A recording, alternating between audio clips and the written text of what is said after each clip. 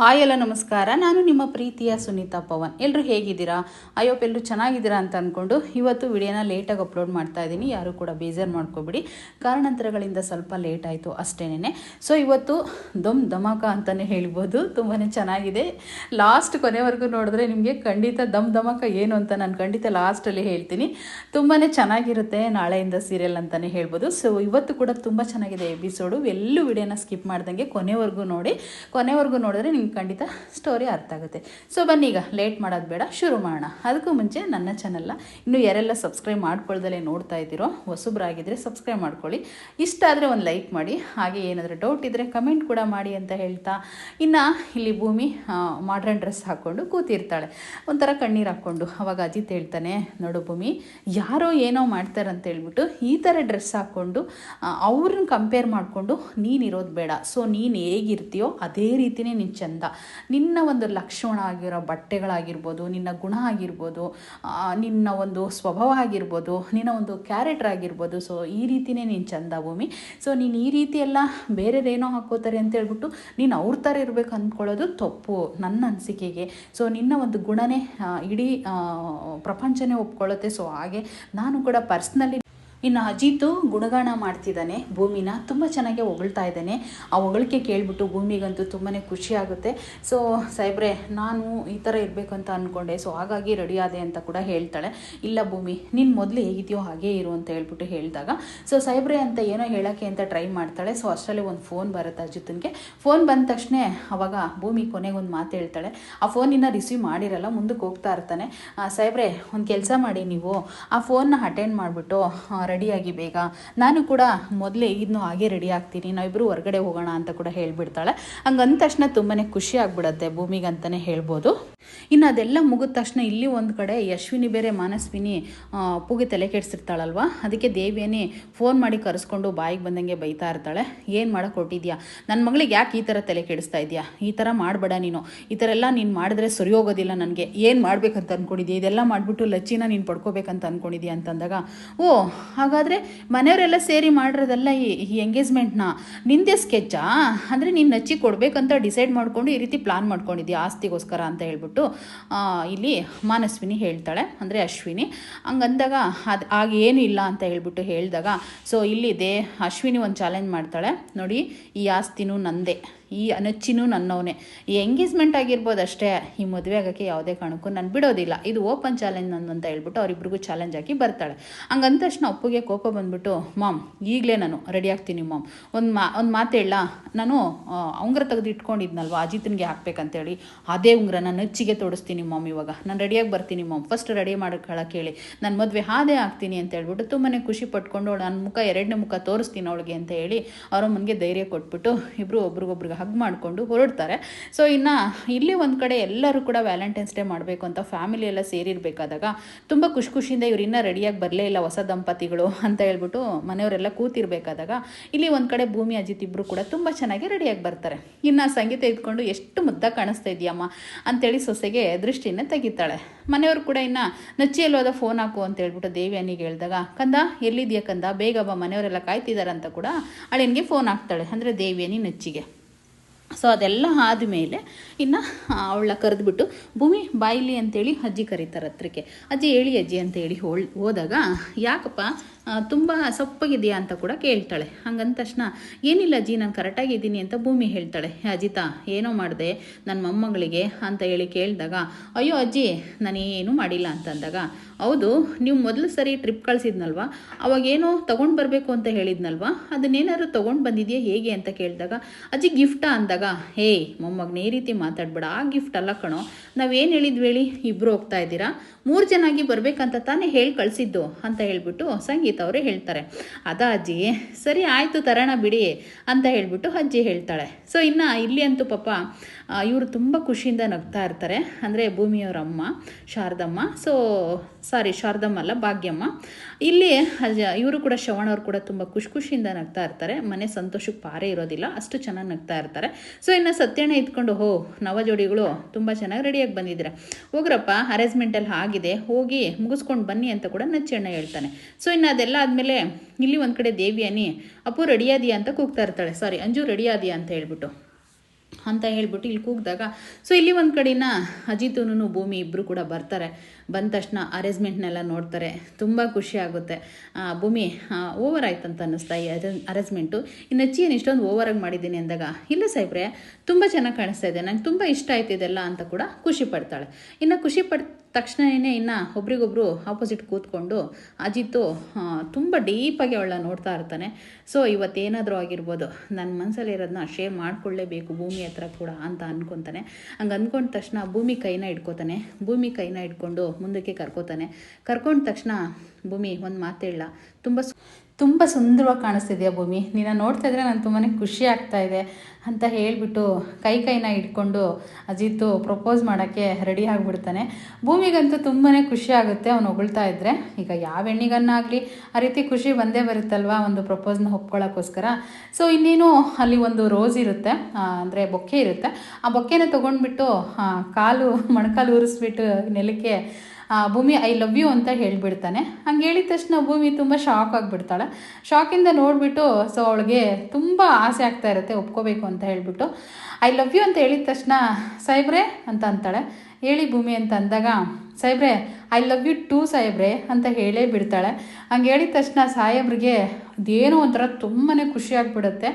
ಏನು ಹಿಂಗೆ ಹೇಳ್ಬಿಟ್ಲಲ್ಲ ಭೂಮಿ ಅಂತ ಹೇಳ್ಬಿಟ್ಟು ಅವನಿಗೆ ತುಂಬಾ ಶಾಕ್ ಆಗಿಬಿಡುತ್ತೆ.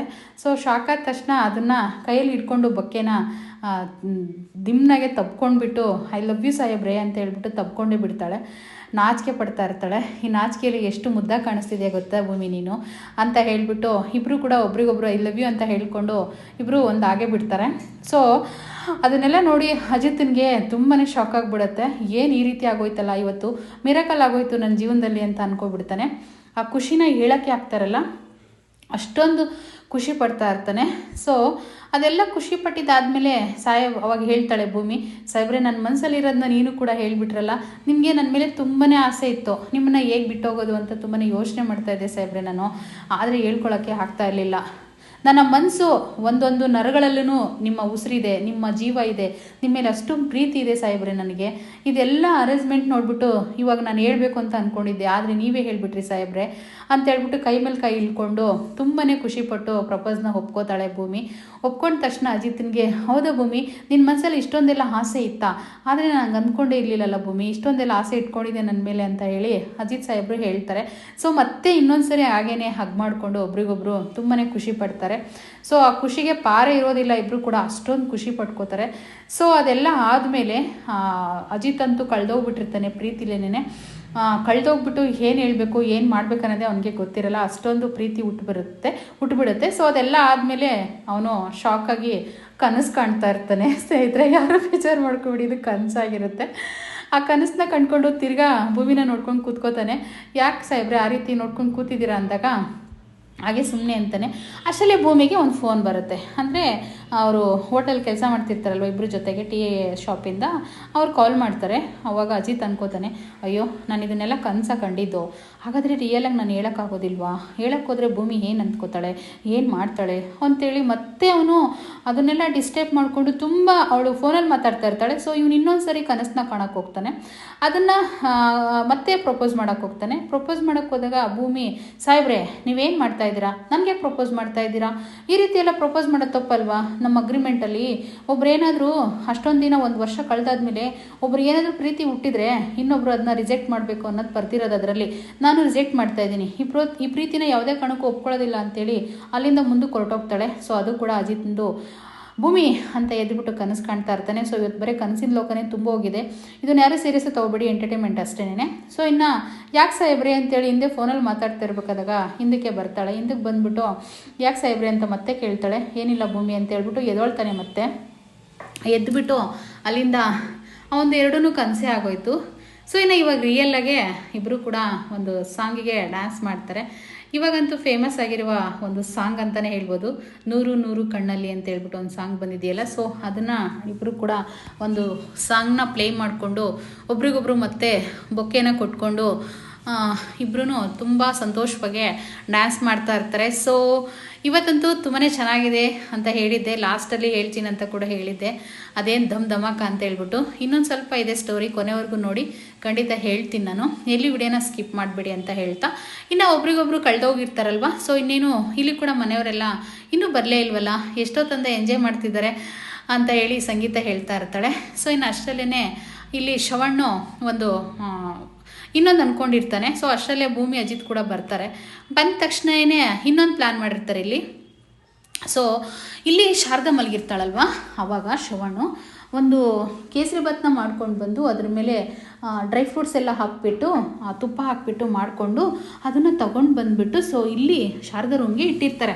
ಅವಳೇನು ಮುದ್ದಾಗಿ ಮಲಗಿರ್ತಾಳೆ, ಎಷ್ಟು ಮುದ್ದಾಗಿ ಮಲಗಿದ್ದಾಳೆ ನನ್ನ ಶಾರದಾ ಅಂತ ಹೇಳ್ಬಿಟ್ಟು ಅದನ್ನು ಒಂದು ಟೇಬಲ್ ಮೇಲೆ ಇಡ್ತಾಳೆ. ಅಷ್ಟರಲ್ಲೇ ಶಾರದಾ ಎದ್ದುಬಿಟ್ಟು ಅದನ್ನ ಸ್ವೀಕರಿಸ್ತಾಳೆ. ಅಂದರೆ ಎಷ್ಟೊಂದು ಸ್ಮೆಲ್ ಬರ್ತಿದೆ ಅನ್ನೋದು ಅವಳ ಮನಸ್ಸಿಗೆ ಹೇಳ್ತಾ ಇರುತ್ತೆ. ಅಂದರೆ ನನ್ನ ಗಂಡ ಈ ರೀತಿ ಸರ್ಪ್ರೈಸ್ನ ಕೊಡ್ತಿದ್ನೇನೋ ಅನ್ನೋದು ಅವಳಿಗೆ ಖಂಡಿತ ನೆನಪಾಗಲ್ಲ. ಆದರೆ ಒಂದು ಸ್ವಲ್ಪ ಹಂಗೇನೆ ಅದನ್ನೆಲ್ಲ ಸ್ಮೆಲ್ ಹೊಡ್ಕೊಂಡು ತಿನ್ನೋಕ್ಕೆ ಶುರು ಮಾಡ್ತಾಳೆ. ಸೊ ಇನ್ನು ಇಲ್ಲಿ ಇವರೆಲ್ಲ ಕೊಟ್ಬಿಟ್ಟು ಈ ಕಡೆ ಬಾಗಿಲಲ್ಲಿ ನಿಂತ್ಕೊಂಡು ಎಲ್ಲರೂ ಕೂಡ ಮನೆಯವ್ರು ನೋಡ್ತಾ ಇರ್ತಾರೆ. ಅದನ್ನು ನೋಡಿ, ಅಕ್ಕ ನೋಡಿದಿ ಅಕ್ಕ, ನಮ್ಮ ಶಾರದಾ ನಾನು ಕೊಟ್ಟಿರೋದನ್ನ ಎಷ್ಟು ಇಷ್ಟಪಟ್ಟು ತಿಂತಾ ಇದ್ದಾಳೆ, ಹಾಗಾದರೆ ಅವಳಿಗೆಲ್ಲ ನೆನಪು ಬರೋ ಚಾನ್ಸಸ್ ಇದೆಯಕ್ಕ, ಖಂಡಿತ ಅವಳಿಗೆ ನೆನಪು ಬಂದೇ ಬರುತ್ತಕ್ಕ ಅಂತ ಹೇಳ್ಬಿಟ್ಟು ಶ್ರವಣ ಹೇಳ್ತಾನೆ. ಇನ್ನು ಅದೆಲ್ಲ ಆದಮೇಲೆ ಇಲ್ಲಿ ಕೂಡ ಇವರಿಬ್ಬರು ಕೂಡ ತುಂಬ ಎಂಜಾಯ್ ಮಾಡಿಕೊಂಡು ಖುಷಿಯಿಂದ ಅಲ್ಲಿ ತಾಯಿ ಎಂಜಾಯ್ ಮಾಡ್ತಾ ಇರ್ತಾಳೆ ಗಂಡಂದು ಸ್ವೀಕರಿಸಿ. ಇಲ್ಲಿ ಇವಳು ಗಂಡನ ಹತ್ರ ಈ ರೀತಿ ಖುಷಿ ಪಡ್ತಾ ಇರ್ತಾಳೆ. ಸೊ ಇಬ್ಬರದು ತಾಯಿ ಮಗಳದೇ ಒಂದು ತುಂಬ ಚೆನ್ನಾಗಿದೆ ಬಾಂಧವ್ಯ ಅಂತಲೇ ಹೇಳ್ಬೋದು. ಇದು ತಾಯಿ ಮಗಳು ಅನ್ನೋದು ಯಾವಾಗ ಗೊತ್ತಾಗುತ್ತಾ ಗೊತ್ತಿಲ್ಲ, ಮುಂದಿನ ಸಂಚಿಕೆಗಳಲ್ಲಿ ಖಂಡಿತ ಗೊತ್ತಾಗುತ್ತೆ. ಸೊ ಇಲ್ಲಿ ತಾಯಿ ಸವಿತಾ ಇರ್ತಾಳೆ ರುಚಿನ, ಅಲ್ಲಿ ಭೂಮಿ ಒಬ್ರಿಗೊಬ್ರು ಕೇಕ್ ಕಟ್ ಮಾಡಿಕೊಂಡು ತಿನ್ನೋಕ್ಕೆ ಶುರು ಮಾಡ್ತಾರೆ. ಸೊ ಒಂದು ಅಜಿತು ಗಿಫ್ಟ್ ಕೊಟ್ಟು ತಂದಿರ್ತಾನೆ. ನನ್ನ ಕಡೆಯಿಂದ ಒಂದು ಸ್ಮಾಲ್ ಗಿಫ್ಟ್ ಭೂಮಿ ಅಂತೇಳಿ ಒಂದು ಗಣಪತಿನ ಗಿಫ್ಟ್ನ ಕೊಡ್ತಾನೆ. ಸೊ ಹೇಳ್ತಾನೆ ಸಾಹೇಬರು, ಭೂಮಿ ನನ್ನ ಜೊತೆ ವರ್ಷದಲ್ಲಿ ನೀನು ಇದೆಲ್ಲ ಕಳ್ತಿದ್ದೀಯ, ಜೀವನ ಕಳ್ತಿದ್ದೀಯ, ಆದರೆ ಈ ಗಣಪತಿ ಆಶೀರ್ವಾದ ಒಂದು ವರ್ಷ ಆದಮೇಲೆ ನಿನಗೆ ಇರಲಿ ಅಂತ ಇದನ್ನು ಕೊಡ್ತಾ ಇದ್ದೀನಿ ಭೂಮಿ ಅಂತ ಕೂಡ ಹೇಳ್ತಾನೆ. ತುಂಬ ಫೀಲ್ ಆಗುತ್ತೆ. ಆದರೆ ಥ್ಯಾಂಕ್ಸ್ ಸಾಹೇಬ್ರೆ, ತುಂಬ ಚೆನ್ನಾಗಿದೆ ಗಿಫ್ಟು ಅಂತ ಈಸ್ಕೊತಾಳೆ. ಇಸ್ಕೊಂಡಿದ್ದಾದಮೇಲೆ ನಾನೊಂದು ಗಿಫ್ಟ್ ತಂದಿದ್ದೀನಿ ಅಂತ ಸಾಹೇಬ್ರಿಗೆ ಒಂದು ಗಿಫ್ಟ್ನ ಕೊಡ್ತಾಳೆ. ಸೊ ಅದು ವಾಚ್ ಆಗಿರುತ್ತೆ. ಸಾಹೇಬ್ರೆ, ಈ ವಾಚ್ನ ಯಾಕೆ ಕೊಡ್ತಿದ್ದೀನಿ ಗೊತ್ತಾ, ಈ ಟೈಮ್ ಅನ್ನೋದು ತುಂಬ ಅಮೂಲ್ಯವಾಗಿರುವಂಥ ಒಂದು ಟೈಮ್ ಅಂತಲೇ ಹೇಳ್ಬೋದು. ಆದರೆ ಈ ಟೈಮು ಹೋಗೋದೇ ಗೊತ್ತಾಗೋದಿಲ್ಲ. ಸೊ ಈ ಟೈಮ್ನ ಯಾವತ್ತೂ ನಾವು ಕಳ್ಕೊಬಾರ್ದು ಸಾಹೇಬ್ರೆ, ಈ ಟೈಮ್ ನಿಮ್ಮ ಜೊತೆ ಇರಲಿ ಅಂತಲೇ ಕೊಡ್ತಾ ಇದ್ದೀನಿ. ನಿಮ್ಮ ಜೊತೆ ಕಳೆದಿರೋದು ಒಂದು ವರ್ಷಗಟ್ಟಲೆ ಇದೆಯಲ್ಲ, ಆ ಟೈಮ್ ಹಿಂದೆ ಒಂದು ಸರಿ ಹೋಗಿ ನೆನಪು ಮಾಡ್ಕೊಳ್ಳಿ ಅಂತ ಕೊಡ್ತಾ ಇದ್ದೀನಿ ಅಂತ ಅವಳು ಕೂಡ ಕೊಡ್ತಾಳೆ. ಅದಾದಮೇಲೆ ಅಜಿತ್ ಒಂದು ಮಾತು ಹೇಳ್ತಾನೆ, ಭೂಮಿ ನಮ್ಮಿಬ್ಬರು ದಿನೇನು ಹತ್ರ ಬಂತು, ವರ್ಷದ್ದು ಕಳೆಯೋದು, ನಾವಿಬ್ಬರು ದೂರ ಆಗೋ ಟೈಮ್ ಕೂಡ ಹತ್ರ ಬಂದಿದೆ, ನೀನೇನು ಓದಿದೆಯಾ ಅಂತ ಹೇಳಿದಾಗ ಭೂಮಿ ಈ ಥರ ಓದಿದ್ದೀನಿ ಅಂತ ಕೂಡ ಹೇಳ್ತಾಳೆ. ಹಾಗಾದರೆ ನೀನು ಕಾಲೇಜ್ಗೆ ಮತ್ತೆ ಹೋಗೋಕ್ಕೆ ಟ್ರೈ ಮಾಡು. ಕಾಲೇಜ್ಗೆ ಹೋಗಿ ಟ್ರೈ ಮಾಡೋದಲ್ಲ, ನೀನು ಹೋಗಲೇಬೇಕು. ಏಕೆಂದರೆ ನಾನು ಪೊಲೀಸ್ ಅಧಿಕಾರಿ ಮಾಡ್ತೀನಂತ ಹೇಳ್ಬಿಟ್ಟಿದ್ದೀನಿ, ಅಪ್ಪನಿಗೆ ನೀನು ಕೂಡ ಮಾತು ಕೊಟ್ಟಿದ್ದೀಯಾ, ಹಾಗಾಗಿ ನಿನ್ನ ಕನಸನ್ನ ನೆರವೇರಿಸೋದು ನನ್ನ ಕರ್ತವ್ಯ ಅಂದಾಗ, ಅಯ್ಯೋ ಸಾಹೇಬ್ರೆ ಬೇಡ ಸಾಹೇಬ್ರೆ, ಆ ರೀತಿಯೆಲ್ಲ ಮಾಡೋದು ಬೇಡ ಅಂತ ಹೇಳಿ ಹೇಳ್ತಾಳೆ. ಇಲ್ಲ ಭೂಮಿ, ನನ್ನ ಕರ್ತವ್ಯ ಅಂತ ಕೂಡ ಅಜಿತ್ ಹೇಳ್ತಾನೆ. ಸೊ ಆಯಿತು ಅಂತ ಹೇಳಿ ಆದಮೇಲೆ, ಹಾಗಾದರೆ ನನ್ನ ಬಿಟ್ಟು ಹೋದ್ಮೇಲೆ ನನ್ನ ಏನಂತ ಕರಿತೀಯ ನೀನು ಅಂತ ಹೇಳಿ ಹೇಳಿದಾಗ, ಈಗ ನಾನು ಅಜಿತ್ ಭೂಮಿ ಅಂತಲೇ ಹೇಳ್ತೀನಿ ಅಂತ ಕೂಡ ಹೇಳ್ತಾಳೆ.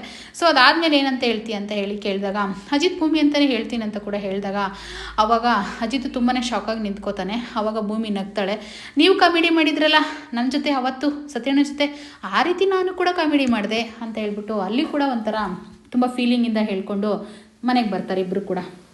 ಇನ್ನು ಮನೆಗೆಲ್ಲ ಬಂದಾದಮೇಲೆ ಮನೆಯವರೆಲ್ಲ ಕಾಯ್ತಾ ಇರ್ತಾರೆ. ಕಾದಾದಮೇಲೆ ನವಜೋಡಿಗಳು ಬಂದಾಯಿತು. ಸೊ ಇವಾಗ ಇನ್ನೊಂದು ಇಲ್ಲಿ ಆಚರಣೆ ನಡಿಬೇಕು ಅಂತ ಶ್ರವಣ ಹೇಳ್ತಾನೆ. ಅದೇನು ಮಾವ ಅಂದಾಗ, ಅಕ್ಕ ಬನ್ನಿ ಅಕ್ಕ ಅಂತೇಳಿ ಅಕ್ಕನಿಗೆ ಇವಾಗ ಭಾವನ ಕರೆದ್ಬಿಟ್ಟು ಇಬ್ಬರು ಒಬ್ರಿಗೊಬ್ರಿಗೆ ಅವ್ರನ್ನ ವಿಶ್ ಮಾಡ್ಕೊಳ್ಳೋ ಟೈಮ್ ಬರುತ್ತೆ. ಸೊ ಆವಾಗ ಶ್ರವಣ ಇದ್ಕೊಂಡು ಆ ಭಾವನ ಕರ್ಕೊಂಡೋಗಿ ರೆಡಿ ಮಾಡ್ಕೊಳ್ಳೋಕ್ಕೆ ಅಂತ ಕರ್ಕೊಂಡು ಹೋಗ್ತಾನೆ. ಸೊ ಒಂದು ಕಡೆ ಇಲ್ಲಿ ಭೂಮಿ ಇದ್ಕೊಂಡು ನಾನು ಅತ್ತೆನ ರೆಡಿ ಬರ್ತೀನಿ ಅಂತ ಬೇಡ ಅಂದರೂ ಕೇಳ್ದಂಗೆ ಹೋಗಿ ರೆಡಿ ಮಾಡ್ಕೊಂಡು ಬರ್ತಾರೆ. ಇಲ್ಲಿ ಒಂದು ಕಡೆ ಇನ್ನು ಅಜಿತು ಕೇಕ್ನೆಲ್ಲ ರೆಡಿ ಮಾಡಿರ್ತಾನೆ. ಅಷ್ಟರಲ್ಲಿ ಅವರು ಕೂಡ ತುಂಬ ಚೆನ್ನಾಗಿ ರೆಡಿಯಾಗಿ ಇಬ್ಬರು ಬರ್ತಾರೆ, ಗಂಡ ಹೆಂಡತಿ. ರೆಡಿಯಾಗಿ ಬಂದಮೇಲೆ ಶಾರದಮ್ಮಂತೂ ಭೂಮಿ ಭಾಗ್ಯಮ್ಮಂತೂ ಅದನ್ನೆಲ್ಲ ನೋಡಿ ತುಂಬಾ ಖುಷಿ ಪಡ್ತಾ ಇರ್ತಾಳೆ. ಇದರಲ್ಲಿ ಮಾನಸ್ವಿನ ಒಬ್ಬನೇ ಬೇಜಾರು ಮಾಡ್ಕೊಳ್ಳೋದು. ಸೊ ಇನ್ನೇನು ಕೇಕ್ ಕಟ್ ಮಾಡಬೇಕು ಅಂತೇಳಿ ಕೇಕ್ ಎಲ್ಲ ರೆಡಿ ಮಾಡಿಕೊಂಡು ಇಬ್ಬರು ಒಬ್ರಿಗೊಬ್ರು ಐ ಲವ್ ಯು ಅಂತ ಹೇಳ್ಕೊಳ್ಳಿ ಅಂತ ಹೇಳ್ತಾರೆ. ಆವಾಗ ಇಲ್ಲಿ ರಾಮಣ್ಣ ಇದ್ಕೊಂಡು ಐ ಲವ್ ಯು ಸಂಗೀತ ಅಂತೇಳಿ ಹೇಳ್ತಾನೆ. ಐ ಲವ್ ಯು ಕಣ್ರಿ, ತುಂಬಾ ಖುಷಿ ಆಯಿತು ಕಣ್ರಿ ನೀವು ಹೇಳಿದ್ನಂತೇಳಿ ಒಬ್ರೊಬ್ರು ಹಗ್ ಮಾಡಿಕೊಂಡು ತುಂಬ ಖುಷಿ ಪಟ್ಕೊಂಡು ಕೇಕ್ನ ಕಟ್ ಮಾಡ್ತಾರೆ. ಕಟ್ ಮಾಡಿ ಆದಮೇಲೆ ಇನ್ನು ಒಬ್ರಿಗೊಬ್ರು ತಿನ್ನಿಸ್ಕೊಳ್ಳೋದು ಇದ್ದೇ ಇರುತ್ತೆ. ಒಬ್ರಿಗೊಬ್ರು ಕೂಡ ತಿನ್ನಿಸ್ಕೊಳ್ತಾರೆ. ಈ ಸಂಸಾರ ಅನ್ನೋದು ಈ ಥರ ಒಟ್ಟುಗೂಡಿ ಇದ್ದಾಗೇ ಒಂದು ಸಂಸಾರ ಅಂತ ಅನ್ನಿಸ್ಕೊಳ್ಳೋದು. ಸೊ ತುಂಬ ಚೆನ್ನಾಗಿರುತ್ತೆ ಅಂತಲೇ ಹೇಳ್ಬೋದು. ಇನ್ನು ಇವತ್ತಿನ ಸಂಚಿಕೆ ಇಲ್ಲಿಗೆ ಮುಕ್ತಾಯ ಆಗ್ತಾಯಿದೆ. ಧಮಕ ಆಫರು ಅಂತಂದರೆ ನಾಳೆ ಆಸೆ ಅಂತ ಸೀರಿಯಲ್ನ ನೋಡೇ ಇರ್ತೀರಾ. ಸೊ ಆಸೆ ಅನ್ನೋ ಸೀರಿಯಲ್ಲು, ನಿನ್ನ ಜೊತೆ ನನ್ನ ಕತೆ ಸೀರಿಯಲ್ಲು ಎರಡು ಮಿಕ್ಸ್ ಆಗಿ ನೆಕ್ಸ್ಟ್ ಎಪಿಸೋಡಲ್ಲಿ ಬರ್ತಾ ಇದೆ. ಇನ್ನು ದೇವಿಯಾನಿ ಕೂಡ ಹತ್ರ ಬಂದಿದೆ ಸಿಗಾಕೊಳ್ಳೋ ಟೈಮು. ಎಲ್ಲರಿಗೂ ನಾಳೆ ಅದನ್ನು ತೋರಿಸ್ತೀನಿ. ವಿಡಿಯೋ ಇಷ್ಟ ಆದರೆ ಲೈಕ್ ಮಾಡಿ. Thank you.